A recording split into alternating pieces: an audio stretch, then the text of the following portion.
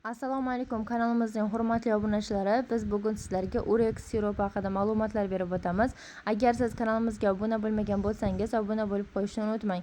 Urex siropi ta'sir qilishiga ko'ra siydik yo'llari faoliyatini normallashtiruvchi, qo'llanishi nefrotik sindromda peshob haydovchi vosita sifatida, siydik yo'llari infeksiyalarida profilaktika maqsadida, siydik yo'llaridagi muhitda normallashtirish ta'siriga ega, siydik yo'llaridagi infeksiyasiga antiseptik va dezinfeksiyalar ta'sir ko'rsatadi.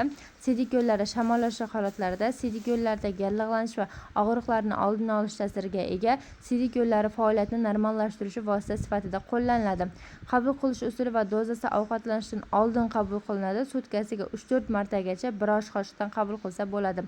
Nojo'ya ta'siri: og'iz qurishi, ko'ngillanish, qusish, bosh og'riq, terida qishish, toshma kuzatilishi mumkin.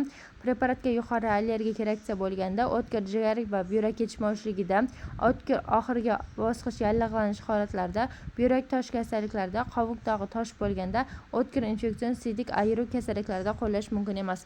Ma'lumotlarimiz sizga foydali bo'lgan bo'lsa, yaqinlaringiz bilan ulashishni unutmang. Salomatligingizni asrang azizlar.